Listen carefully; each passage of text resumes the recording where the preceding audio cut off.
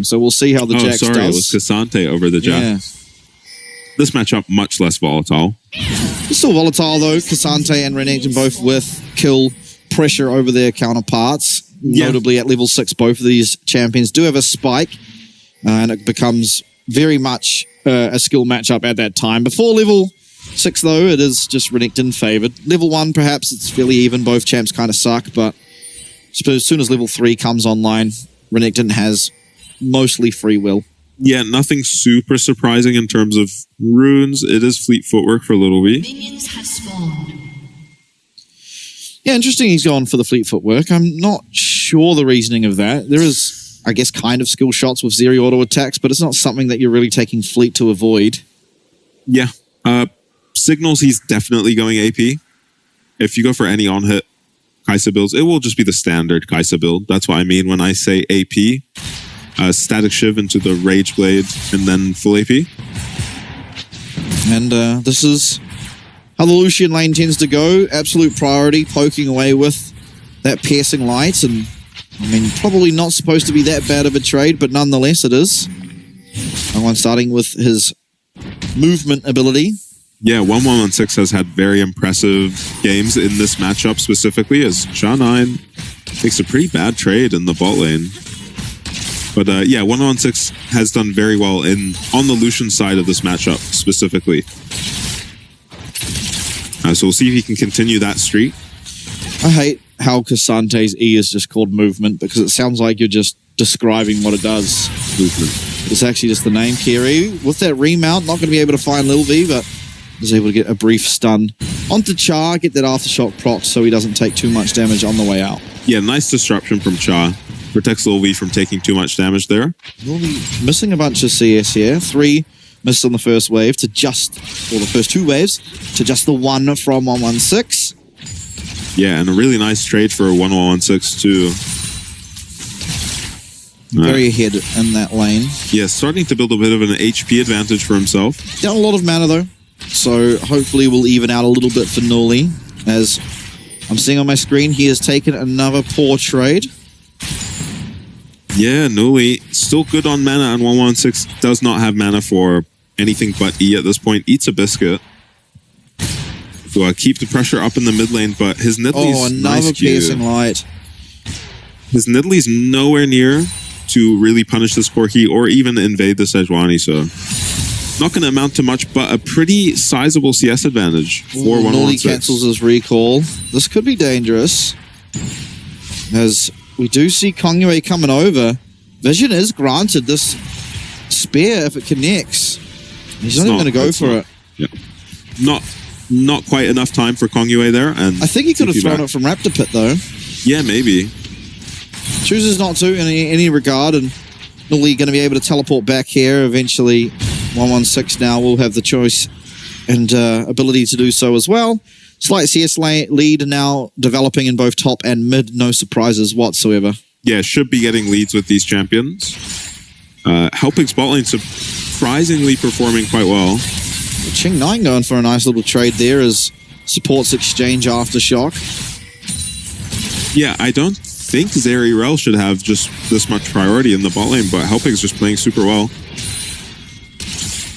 We saw some good trades for them in the bot lane earlier, and that seems to have amounted. Kongyue on the way. Helpings have to be very careful here. Kerry might be caught out. Hook will land. He will have that dismount. Going to be using it backwards, but this wave is not crashed. We'll see if Kongyue chooses to come down here and try to punish it, but as things stands, really, really horrible position for this lane state. Yeah.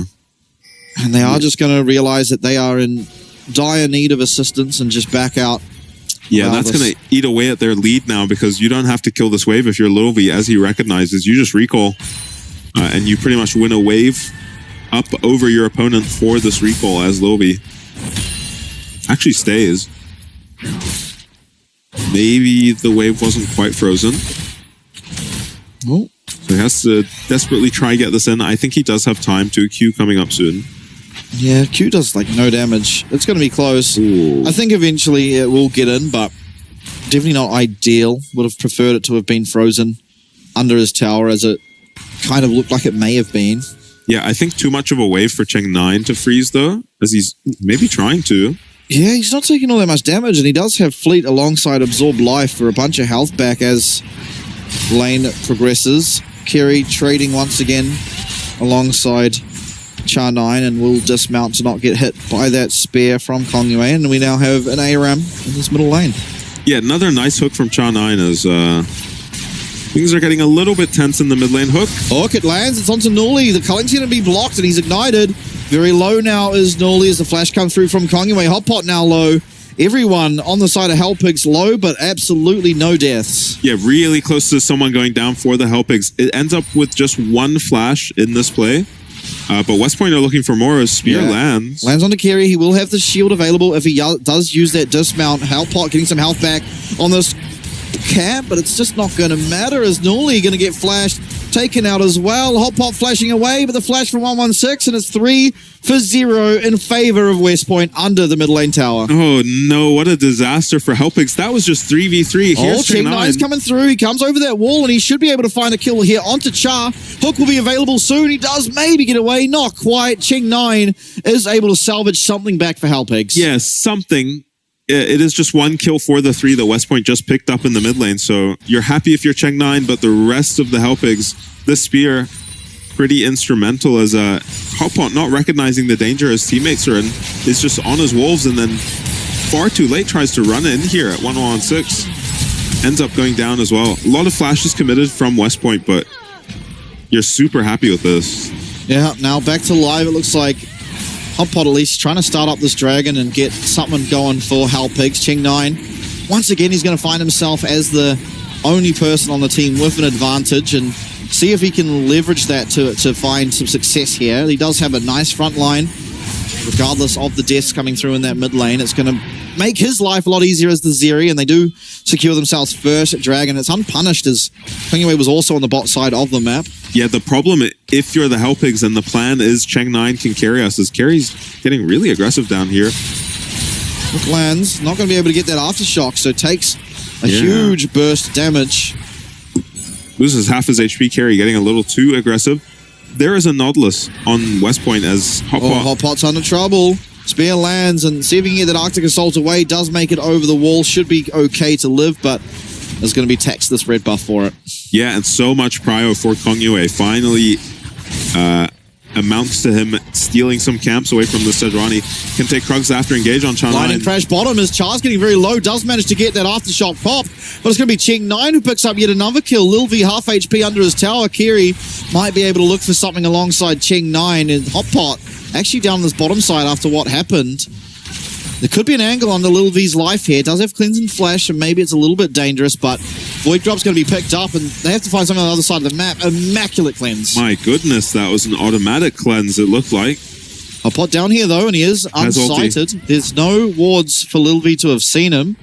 Would be a 2v3. We've seen this work out very, very well yesterday for DCG as they consistently look for bot dives, but it seems the confidence is not quite there. Maybe the abilities aren't as well, with Lightning Crash being down on a low mana on Zeri.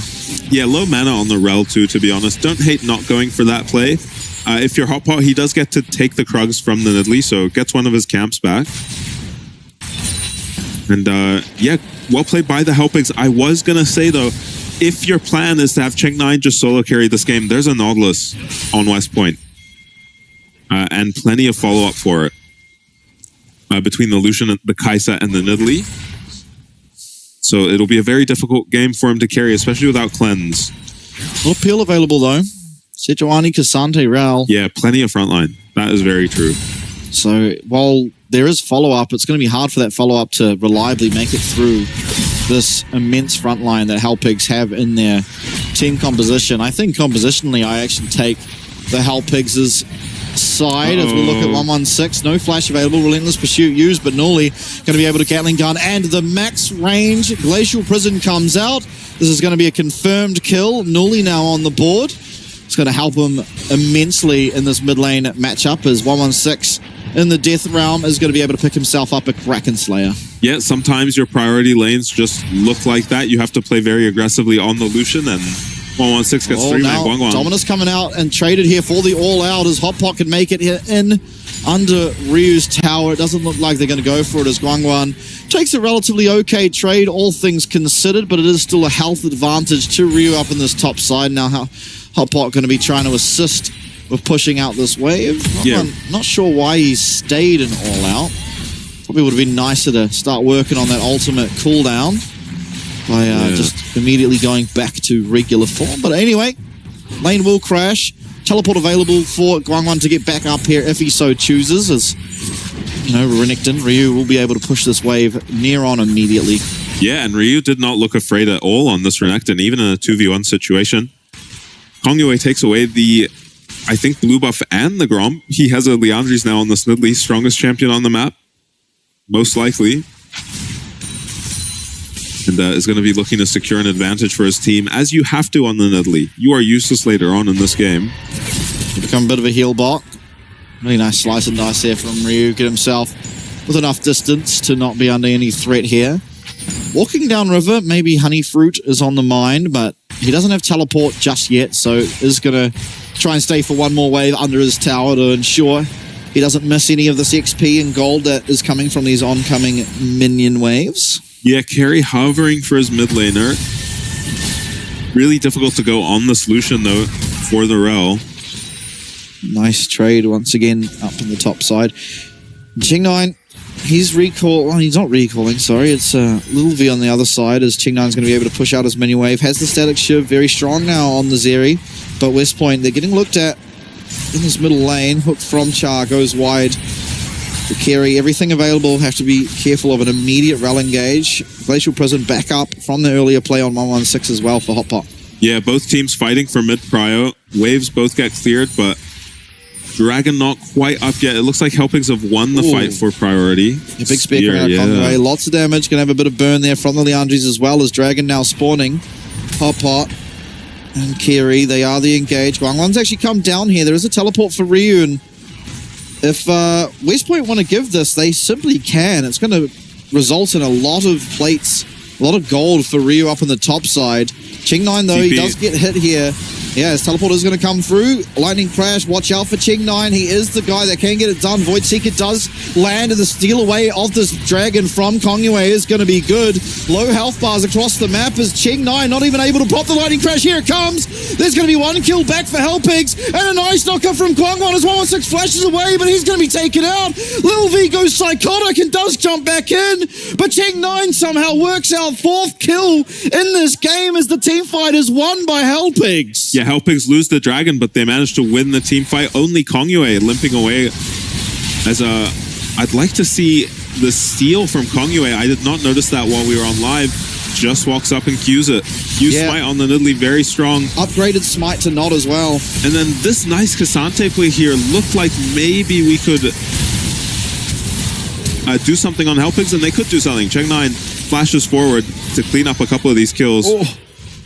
Hotpot almost goes down. A little bit nearly getting him. Yeah. But it was just a Smite advantage. Oh no, Kongyue doesn't even have it upgraded. It was just, he just walks in, Q smites it. Okay. Yeah. Well played by Kongyue to be able to achieve that, as he is 2-0-3, very strong on the Nidalee, looking to take the objective up on the top side, but despawning are those Void Grubs, so it will just be 3-2. Yeah, new Kai'Sa build. Oh yeah. That I have not seen from Lil V. Okay. Yeah, Muramana for him. Don't see that one these days. I actually think the build with Muramana, where you do just go AP, is still one of the strongest Kai'Sa builds. Yeah, but that's not what he's doing, because he's got a pickaxe, he's got a pickaxe, right? So he's upgraded I hope Q. that's not Rageblade, please. Yeah. I mean, what else could it be? Bloodthirster, I guess. Is Kraken, I'll accept. Yeah, could be Kraken. I mean, the attack speed's nice, of course, but yeah, not sure exactly what he's building. We'll have to wait and find out. Rift Herald, however, picked up here for Kongyue. Oh, it could be Eclipse. Oh. I hope not. Yeah, this did used to be a Kai'Sa build. Oh, Guangwan, he's full HP, and it's going to be a trade of towers, but can Guangwan live? These three members of West Point will do a lot of damage. Char will be able to tank the tower up, but instead, Guangwan somehow actually navigates his way out. Yeah, they don't even really look that excited to go for it on West Point. This Cassante already pretty tanky. Thornmail finish for him. Oh no. Oh no, okay, he's able to deny it. And K'Sante almost... Ching9 pops the lightning crash, but Lil V's winning this 1v1. Ching9 with the barrier, and now all of a sudden maybe he's not. I believe lightning crash actually missed from Ching9 there. Oh no, maybe it looks like it hit, but still, not the damage. He'll be able to make it out, does have to flash. Ching9 trading it for his barrier. Yeah, very favorable trade for Cheng9. Super aggressive play from an ADC. Teleport's coming through. The Glacial Prison does land onto Lil V, but he is able to get stunned up as well. Magnus Storm 116 in no man's land. Can he turn the kill? Culling comes away. Kiri's going to look for that knockup, but he goes down. It is eventually traded away as Cheng9 does pick up that kill as well. In the meantime, on the other side of the team fight, it's Nuli coming in. Nuli picking up a kill there onto Char9, and yet again, a win for Hellpigs as they do slowly work back this gold lead that West Point had. Yeah, and picture in picture, Nuli actually got dropped to 1 HP by Ryu during that, but got away, took the Hex Gate, and TP'd back into the fight to win his team the fight. 5-0 Cheng9 now on the Zeri. Yeah, and it's him against the world. The gold lead is near on non-existent. We just have a completely even game, but all the gold is just loaded onto Cheng9 on the Zeri. Yeah. And he's found himself in similar positions, perhaps not this far ahead, but this time, I mean, they're searching for their first game win. It's Cheng9 that can do it. Yeah, but you have to feel like West Point have the tools to shut down the Zeri, right? They've got the Nautilus ulti. They just haven't been able to connect with it on him yet. Yeah, it just feels like Cheng9 is spacing perfectly before these team fights. And the rest of the team, there is so much damage, you know, coming out of Nuli. And honestly, right now, Char not that tanky, so he is just losing so much HP before these fights. Yeah, that he isn't even warm-ups. able to find the ultimate on to Cheng9, and he's just having free reign.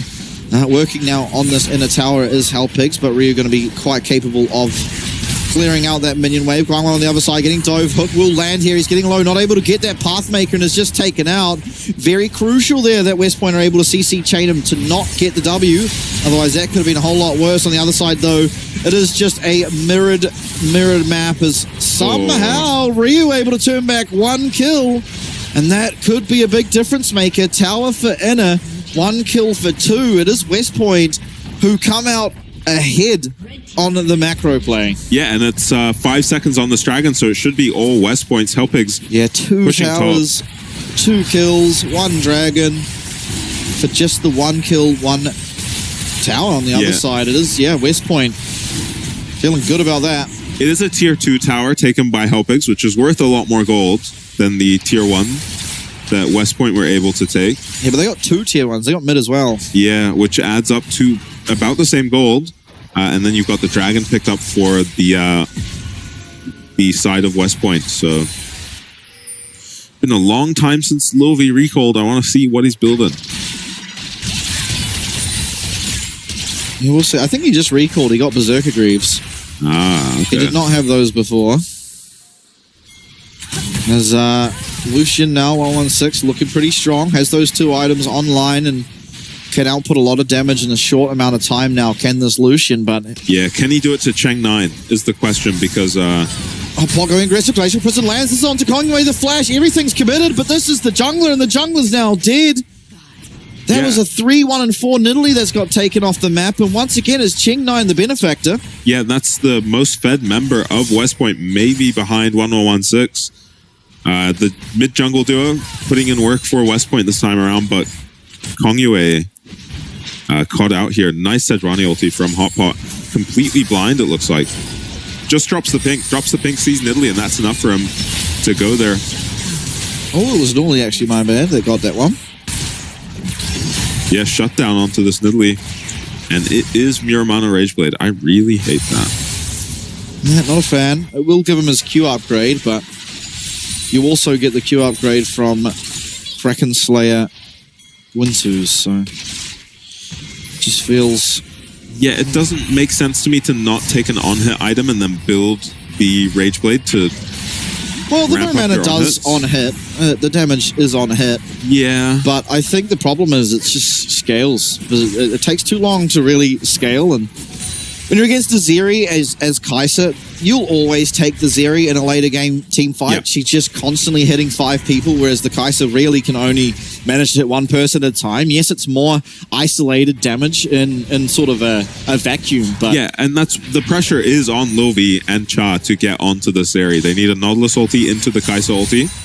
and to one-shot the Zeri. Yeah, and while you do have Kraken Slayer here on the Lucian, you still got to make your way through a lot of large health bars in Kerry, Hot Pot, Guangguan, and Kraken Slayer helps out a lot with that. But alas, he has gone for the Mirror Mana. It's almost upgraded. He's really want to have that upgraded before the third item in the Infinity Edge comes online here for Ching9, because he is looking near on unstoppable as this Zeri. And yeah, that might be a spike. As long as he can get it before the Infinity Edge for Cheng9, that might be a reasonable spike for the Kai'Sa to play around. Last Whisper on the way for 101. 60 stacks is not easy to get as the Kai'Sa though. As Hook connects here onto Kerry. No flash available for this Rallis. Teleport's now being committed. That's his Null Assault, but importantly, Ching9 yet to use the Lightning Crash. That is a massive stun up onto Kongwei. Ching9 biding his time. Here he comes. Lightning Crash, flash forward. Guangguan is on the back line, as Ryu is as well. Ching9 very, very low, but will pick himself up. A double kill. Spear comes through. It does connect onto Guangguan, but he's not going to be able to really go on into there. And that one does connect onto Ching9, completely dry, as Kongwei somehow taking over this team fight, isn't it, Lee? Yeah, I cannot believe it, but Kongwei has single-handedly stopped the Baron attempt that could have come out from Hellpigs. They took out Ryu and were very healthy, but Cheng9 not so much. 40% HP, just deleted by Kongwei. Yeah, and it's going to be a massive shutdown too, as Baron's going to be started up. Kerry will be here, able to find vision for his team, but Hotpot's recalling. Okay, he does cancel it. He cancels it. They find Char. They get the ward down. They know what's going on. Now, can they deny Hotpot from getting into this pit for a potential steal? It's going to be at least one person going down as low health bars here on West Point, and Guangguan is going to be on a flank. This Baron goes down. It's 116 who picks it up, but who can survive? Certainly not 116. Kongwei going through, trying to get to the Hextech gate. Not going to be able to use it just yet, as West Point are going to lose their AD carry. Hotpot should eventually be able to find him. There we go, and Nuli does manage to get the kill, and meanwhile, Kongwei gets away. It's two Barons still on the side of West Point, but a bunch of kills picked up for Hellpigs. Yeah, West Point managed to get the Dragon, but lose 3 members throughout that fight, as you said. Hard to say if it's worth it with these kinds of Barons. It just kind of depends how the rest of the map plays out. How much can Hellpigs get right now while members of West Point are down? They're pushing this tier 2 mid. Yeah, it is taking a fair amount of damage. There's no minion waves to be buffed up by those Baron minions. There's Flash now available for Kerry, and the side of West Point do have to be careful about a sudden engage, considering the numbers advantage that Hellpigs find themselves at. Now, Teleport coming down bot. Nuli will have to be careful here not to get caught out, and Wisely does back off just slightly, as, yep, Dragon is now available. All 5 members available for both sides. Ching9, though, importantly, no summoners available. Neither does Nuli. Now, it is the same that can be said for 116. Lil V only with the cleanse. As we're baiting. Glacial Prison goes wide, though. Char9 will be taken out. Nice heal from Kongwei, but it's not going to be enough. And now it's a 4v5. We have lost a bunch of abilities here for the Hellpigs. Notably, it is the Sejuani ult. The spear does connect here onto Nuli.